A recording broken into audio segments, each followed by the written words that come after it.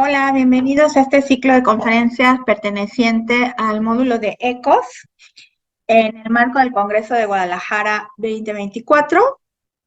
Agradezco al comité organizador, al comité científico, al doctor Sáenz, que es director de este congreso, por la oportunidad de participar en este proyecto. Me ha tocado el tema rinosinusitis crónica en niños, opciones quirúrgicas. Yo soy la doctora Nuria Borona Echeverría, soy presidente de COPEME, soy otorrinopediatra y laboro en el Hospital de Pediatría del Centro Médico Nacional Siglo XXI. Me voy a referir con mucha frecuencia a esta guía clínica, que es del 2019, es de lo más reciente en rinosinusitis crónica en niños. Y bueno, con todos los defectos que pudiera tener, pues en realidad es de las mejores evidencias de las que disponemos en la actualidad, junto con otras citas bibliográficas que voy a ponerles en el transcurso de la plática. Es importante hacer la distinción en el tiempo. El principal diagnóstico diferencial de la rinosinusitis crónica en pediatría es la rinosinusitis aguda recurrente, siendo esta la primera, la más frecuente de las formas, debido a que los niños se enferman frecuentemente de la vía respiratoria por las condiciones propias de ellos. Y como complicación de estas infecciones o de la alergia, etcétera, de la asistencia a guarderías, pues se genera la rinosinusitis aguda recurrente, que es la presencia de cuadros, más de 4 cuadros en un año, con remisión total de la sintomatología entre los cuadros. A diferencia de la rinosinusitis crónica, que es la persistencia de síntomas por más de 3 meses, en donde hay un estado basal sintomático que se puede exacerbar secundario a situaciones alérgicas o infecciones virales, pero que regresa a su estado basal sintomático persistente por más de 3 meses, donde me voy a referir a este algoritmo de la guía. Hay al menos 2 de los síntomas que están señalados aquí en el algoritmo, que son rinorrea, obstrucción nasal, dolor o opresión facial en niños más grandes y tos. Si tenemos ya este diagnóstico de sospecha, estamos en la obligación de hacer una endoscopía nasal que tiene una alta sensibilidad y especificidad al observar los signos de la rinosinusitis en la nariz de los niños, que están aquí también señalados en el algoritmo, y que en conjunto con la anamnesis acuciosa que tenemos que hacer a los padres de los niños para precisar el tiempo y la duración de los síntomas, nos hace el diagnóstico de rinosinusitis crónica. Aquí yo me permití poner una flecha y un pequeño cuadro a la izquierda porque no vamos a pasar a la evaluación tomográfica de entrada.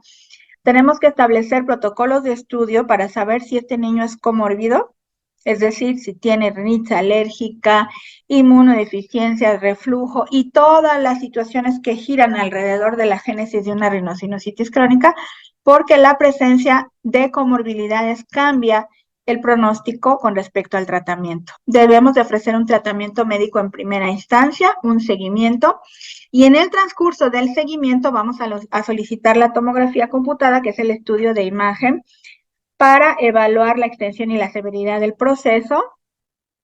Si tenemos un paciente que ya llegó con un diagnóstico adecuado, que ya se le fue otorgado un tratamiento por tiempo y medicamentos adecuados y no está respondiendo, muy probablemente podamos decidir tomar la tomografía en la primera visita, pero en la generalidad no es así. De los cultivos que vienen señalados en el algoritmo, vamos a hablar más adelante. La primera línea de tratamiento, como lo establecen las guías de la rinosinusitis crónica, en pediatría como en los adultos, es el tratamiento médico. Irrigaciones nasales, esteroides nasales, antibióticos vía oral y después vienen una serie de alternativas en caso de fracaso, de las que vamos a hablar más adelante. Los antibióticos vía oral siguen siendo la primera línea de tratamiento de la rinosinusitis crónica, a pesar de que la evidencia sea limitada y de que hay muchos detractores de esta postura. La EPOS, la Academia Americana y la ITSA la siguen considerando como el de primera elección para el tratamiento médico. Aquí están los antibióticos que están vigentes en la actualidad para el tratamiento, los cuales el médico debe elegir de acuerdo a las características clínicas de cada paciente a la presencia o no de tratamientos previos con antibióticos, etcétera, etcétera, y eso es un criterio médico. La duración del tratamiento está, como verán, está incluida la levofloxacina, a pesar del riesgo de artropatía y todas sus consideraciones, pero bueno, está incluida y está vigente. La duración del tratamiento, pues no está muy bien precisada, pero lo que dice EPOS y lo que dice la Academia Americana es que la mayoría de los estudios están de acuerdo en que tratamientos que se acercan a los 20 días son más eficaces que los tratamientos cortos de 10 días. Así que seguimos en el mismo tenor de indicar este tratamiento inicial con antibiótico, pues por al menos 3 semanas. ¿Cuántos tratamientos le vamos a dar al paciente?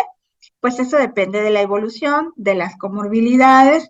Se considera más o menos 6 meses para empezar a pensar en un tratamiento quirúrgico. La tomografía computada es el estudio de elección para evaluar, como ya lo dije, la severidad y la extensión de los procesos sinusales. Considerar que requiere sedación en los niños, esto aumenta el costo, aumenta el riesgo y hay que enviar al paciente a una institución o hospital que tenga la logística para realizar una tomografía con sedación en un paciente pediátrico. Considerar también el riesgo de radiación en la infancia temprana para el desarrollo de neoplasias posteriormente, que es algo que es un riesgo muy temido. Me voy a permitir citar este artículo que es muy bueno, que no es muy reciente, pero es un artículo inglés que es una situación de base poblacional. Analizaron muchísimas tomografías y muchísimos pacientes ya con diagnóstico de leucemia y tumores cerebrales y hacen un análisis estadístico que se denomina distribución de Poisson ajustada, que es un análisis para encontrar el riesgo de desenlaces pequeños o de aparición poco frecuente. Entonces, está bastante bien el estudio. Y aquí se determina, por medio de este seguimiento tan extenso, retrospectivo que hacen, pues que sí hay un riesgo que para leucemias y tumores cerebrales, que es lo que se mide en este artículo, probablemente es una exposición acumulada, dosis acumulada en miligrays anual. Entonces, alrededor de los 30 miligrays existe aproximadamente un riesgo mayor a 3 de padecer este tipo de neoplasias malignas.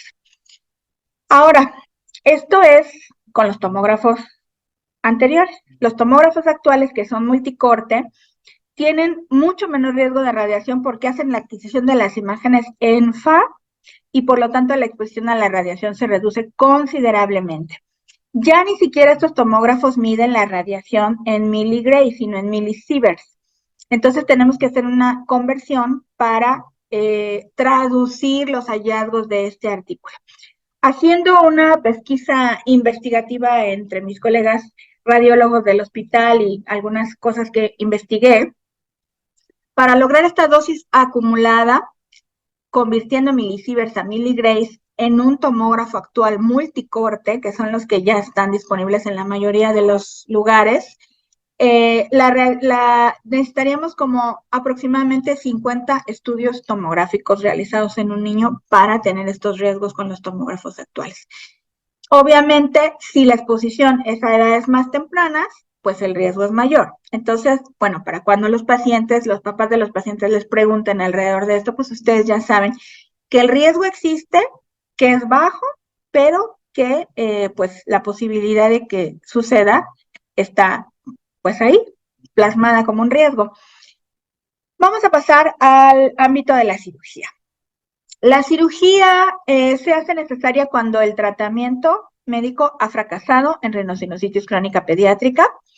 Tenemos que tener un diagnóstico preciso, un tratamiento médico adecuado, con apego y tiempo suficiente para decir que esto ha fracasado. Y entre más comorbilidades tiene el paciente y bueno, más bien no sino cuando el paciente tiene formas asociadas con pólipos, rinosinusitis crónica con pólipos, esto va haciendo más necesario la aplicación de tratamientos quirúrgicos y no solamente tratamientos quirúrgicos, sino más radicales. Tenemos que tomar en cuenta la anatomía dinámica de los senos paranasales de los niños. El maxilar y el etmoides son los senos paranasales que con más frecuencia se enferman en los niños, van cambiando radicalmente con el crecimiento. El maxilar y el etmoides de un paciente pediátrico en un año puede variar considerablemente en tamaño y disposición. Por lo tanto, debemos de estar familiarizados con esta anatomía y tener un estudio tomográfico reciente para evaluarlo antes de la cirugía. El arsenal técnico quirúrgico con el que contamos para el tratamiento quirúrgico de la sinusitis crónica en los niños es función, drenaje, irrigación, que no solo se trata de obtener una muestra para un cultivo en complicación, que está perfectamente indicado, sino como ya parte del tratamiento conservador de una sinusitis crónica. La adenoidectomía, que es la protagonista del tratamiento quirúrgico antes de los 6 años, la cirugía funcional endoscópica, que va desde técnicas de mínima invasión, conservadoras y radicales, dependiendo del sapo es la pedrada, sinoplastia con balón y Cadwell Look. El Cadwell Look sigue siendo una opción vigente en aquellas sinusitis recalcitrantes, en donde tenemos la presencia de una mucosa muy engrosada, a veces con una gran cantidad de microabscesos que no vamos a poder debridar si no lo hacemos por un abordaje del Cadwell Look. Obviamente omitimos la parte de la atrostomía en el meato inferior, que no sirve para nada más que para complicar los procesos. Las herramientas de las que disponemos son técnicas, digamos, son los endoscopios de 0 y de 30, que son los más frecuentemente utilizados, porque con ellos alcanzamos los senos paranasales de los que se enferman los niños. El frontal, pues afortunadamente no es frecuente. Estos endoscopios de 90 y 120 pueden ser de utilidad para hacer más bien rinoscopias posteriores y cuestiones de diagnóstico, por ejemplo, en un caso de una atresia de Conas, que aquí está vista con uno de estos endoscopios. Necesitamos pinzas pediátricas, pequeñitas, finas, de corte, romas, cucharillas, backbite, todo pediátrico, y también necesitamos tener en la charola el instrumental de adulto, por si llegamos a requerirlo. Los trócares para antrostomía maxilar yo no los utilizo, y la razón por la que no los utilizo es esta. Vean ustedes cómo la anatomía del antromaxilar va cambiando muchísimo conforme a la edad. Tenemos aquí más o menos a los 7, 12 años, puede ser que todavía el antromaxilar no llegue al piso de la nariz. Tenemos aquí los órganos dentarios y tenemos el infraorbitario. Entonces, si vamos a abordar el maxilar por la pared anterior, yo prefiero hacer un Cadwell Look preciso, pequeñito, que posteriormente puedo llegar a extender o no, con cincel, con la técnica tradicional, y no utilizar estos trócares que me parecen peligrosos utilizarlos en los niños, porque tiene que ser una situación muy localizada. Aquí tenemos el artículo padre de la cirugía endoscópica en los niños. No es el padre, pero es uno de los pioneros, el doctor Ramadán, en este artículo de 1999, que empezó a hablar de que la adenoidectomía juega un papel por obstrucción, contaminación y recirculación de moco a partir de las biopelículas, que en ese entonces no eran tan famosas, pero pues ya se sabía que tenían mocos, las adenoides, y contaminaban la nariz. Y que es uno de los herramientas terapéuticas de primera elección en los niños, sobre todo antes de los 6 años. Entre más se aleja el paciente de los 6 años, más se debe utilizar la adenoidectomía como primera elección.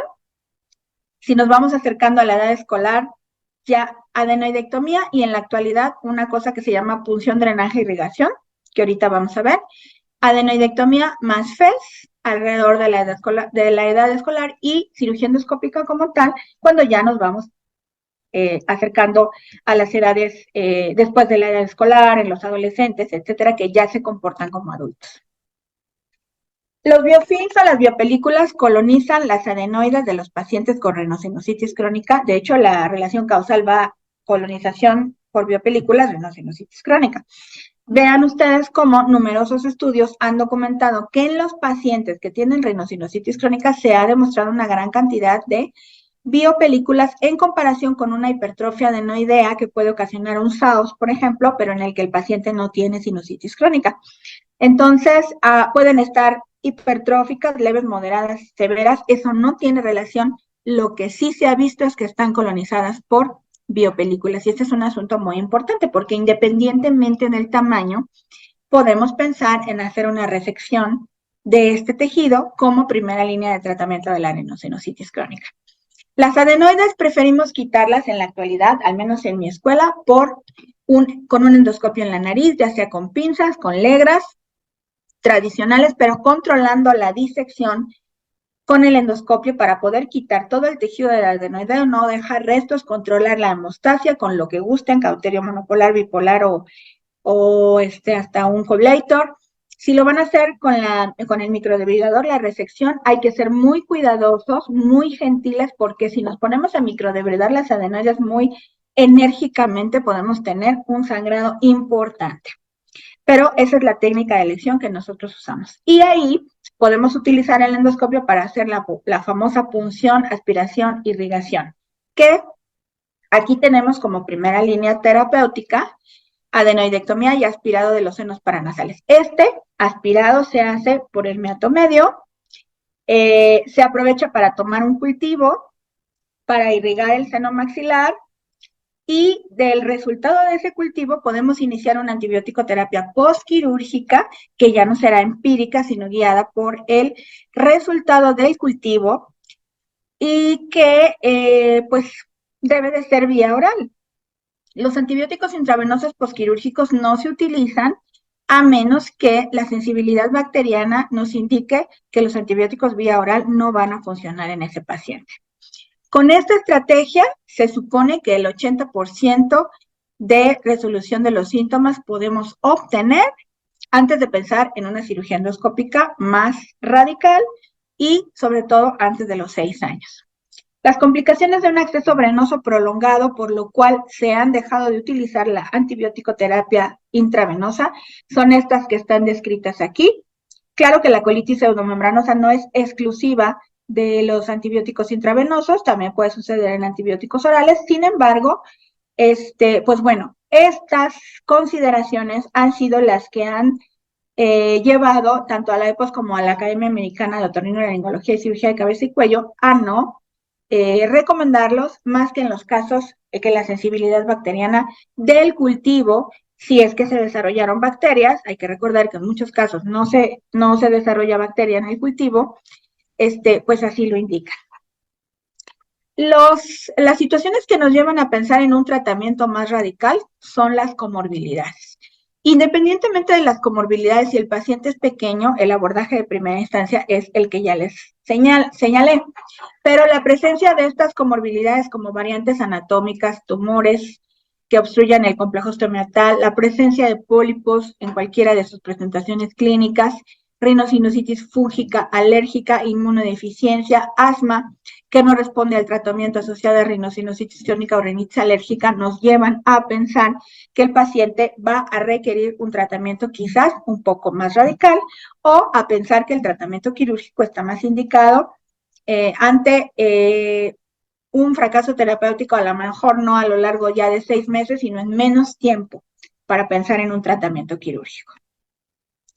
¿Qué pasa con la sinoplastia con balón? Bueno, en pediatría, hasta hace 10 años decíamos que no había evidencia suficiente.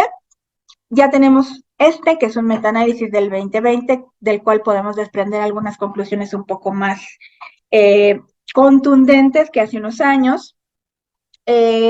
Parece ser que la sinoplastia con balón, y estamos hablando del antro maxilar, que es en donde se aplica en los niños, parece ser segura, es parte del arsenal todavía de la parte conservadora del tratamiento, se puede hacer adicional a la adenoidectomía, y los estudios aislados muestran, comparada con la adenoidectomía sola, una mejoría más importante de los síntomas. Sin embargo, cuando nos vamos al resultado del metaanálisis, que encontraron 80 publicaciones, de las cuales acabaron analizando solo 3, porque eran las únicas que tenían controles con adenoidectomía, irrigación y antrostomía maxilar, que sería la técnica estándar de oro con la cual comparar la sinoplastia con balón, no logró demostrar la sinoplastia con balón ser superior a estos procedimientos estándar. Aunque tampoco los procedimientos estándar entre sí mostraron una diferencia significativa, por lo cual concluimos que el tratamiento, el tamaño de muestra todavía, no solo de cada artículo, sino de los artículos publicados en general y la calidad metodológica de los mismos es insuficiente. Sin embargo, ya podemos decir que la sinoplastia con balón, perdón, pertenece al arsenal terapéutico de la sinusitis crónica como tratamiento conservador en los niños. Desventajas: el costo del balón, el entrenamiento. Si no tenemos acceso a eso, bueno, no tenemos que preocuparnos mucho porque ya sabemos que las técnicas estándar son similares en su eficacia terapéutica. Nuestra sinoplastia con balón de los pobres puede ser, no de los pobres, digo, no, es algo que está perfectamente definido en la literatura. Sería retirar la porción inferior de la apófisis uncinada como está puesto en esta diapositiva y exponer el orificio del antro maxilar, como lo vemos aquí en esta serie de fotografías quirúrgicas. Quitamos solo la porción inferior de la uncinada y vemos aquí el orificio del antro maxilar expuesto. Si metemos un catéter para tomar un cultivo o si hacemos algún procedimiento de ampliación, ya no es una cirugía de orificio pequeño, pero eso no importa. Si el paciente lo requiere, lo tenemos que hacer. Si a lo mejor ya hicimos una punción, drenaje, aspiración previa y no hay secreción purulenta más que pues engrosamiento de mucosa, podemos no ampliar el ostium maxilar si a nosotros clínicamente nos parece no necesario. Tenemos este caso, por ejemplo, que es frecuente en pediatría, así como las conchas bulosas empujan el tabique y lo deforman, pues también hacen una atelectasia aquí de la apófisis nuciforme, cerrando el orificio de drenaje del maxilar y con el riesgo de penetrar a la órbita durante la disección. Entonces aquí lo que tenemos que hacer es una técnica anterógrada, donde trazamos un colgajo mucoso para buscar de adelante hacia atrás el orificio del antro maxilar, como lo vamos a ver en este video, que lo usamos mucho en todas las presentaciones porque es muy bonito, nos permite enseñarles cómo quitamos nosotros la concha bulosa. Lo hacemos únicamente quitando el hueso y dejando la mucosa del lado del meato medio. Vean ustedes, cuesta mucho más trabajo que arrancar, pero bueno, es una técnica muy conservadora donde al final vamos a obtener este resultado.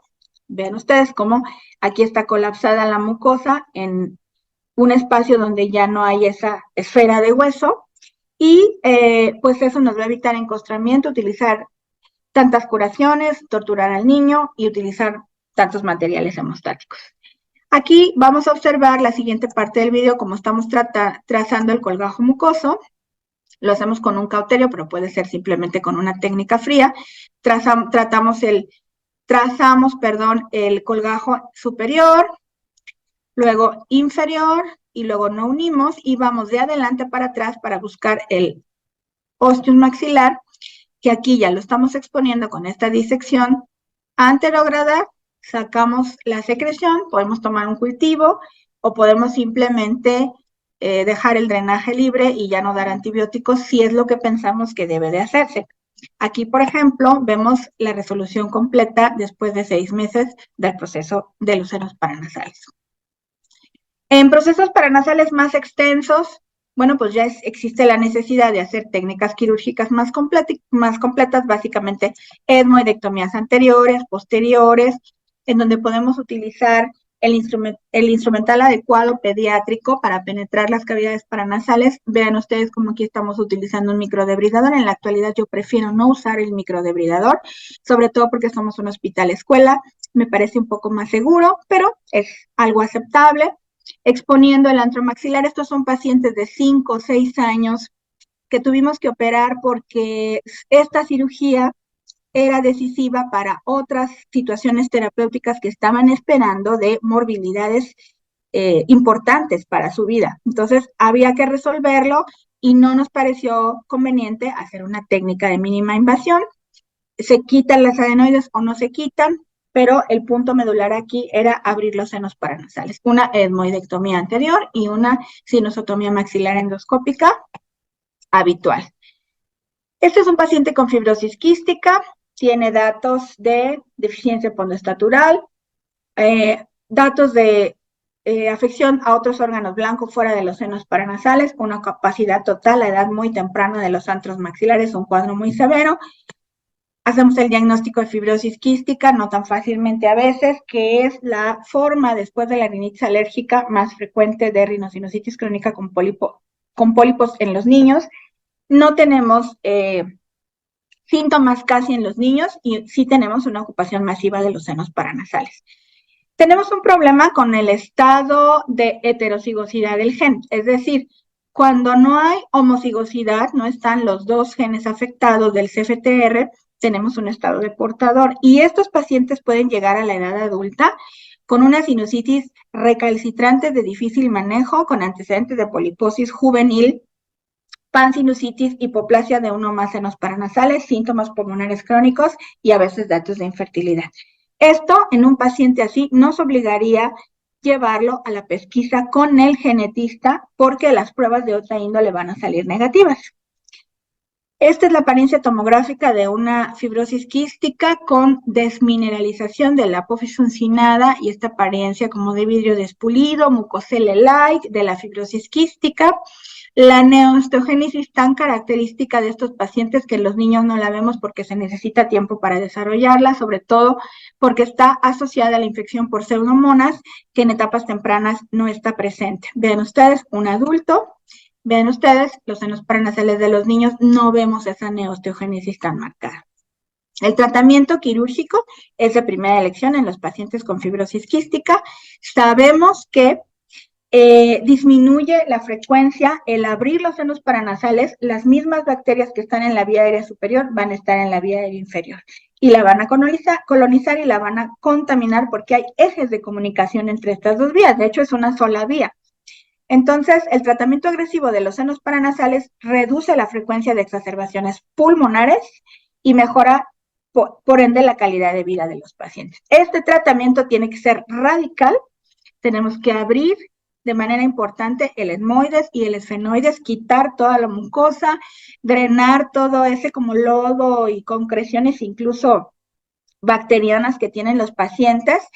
Y bueno, este es un ejemplo de que las irrigaciones nasales y los antibióticos en las irrigaciones nasales funcionan mejor si hay cirugía previa. Si no hay cirugía previa, realmente la penetrancia de estos medicamentos tópicos, estamos hablando de irrigaciones nasales asociadas a antibióticos, es muy baja, por lo tanto no estarían indicados si el paciente no está operado.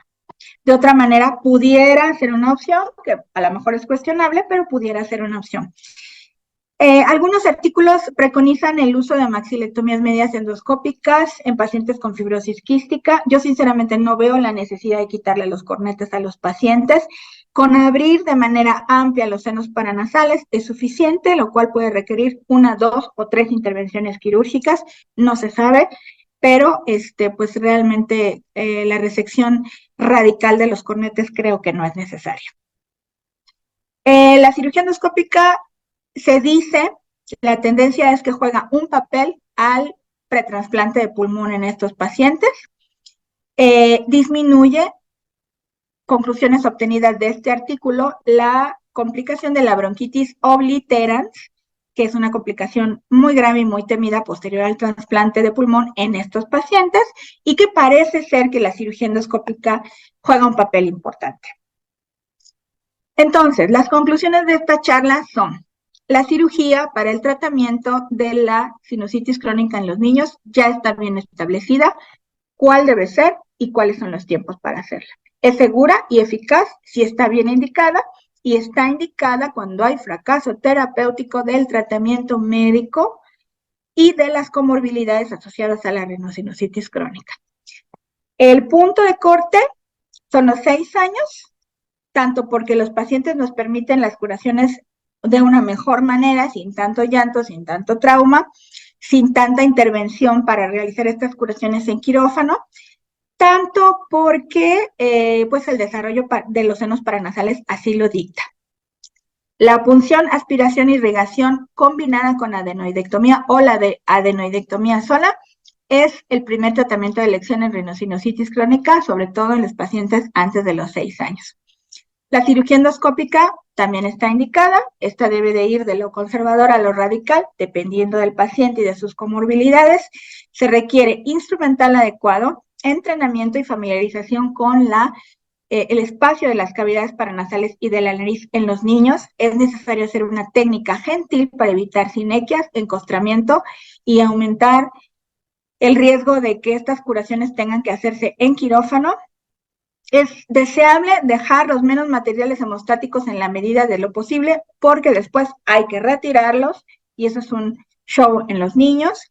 Y la rinosinusitis crónica con pólipos, como en todas las formas de rinosinusitis crónica con pólipos en los adultos, es un punto y aparte. La cirugía es parte del arsenal, tiene que ser una cirugía radical y hay otras opciones ahora que ya se empiezan a utilizar también en los niños, como los anticuerpos monoclonales, obviamente no en los pacientes con fibrosis quística, pero sí en otro tipo de rinosinusitis crónicas con pólipos. Y bueno, pues esto es todo lo que tengo que comentarles el día de hoy. Espero que esta charla haya sido esclarecedora, útil. Les agradecemos mucho su atención y en el Hospital de Pediatría del Siglo XXI estamos para servirles. Hasta luego.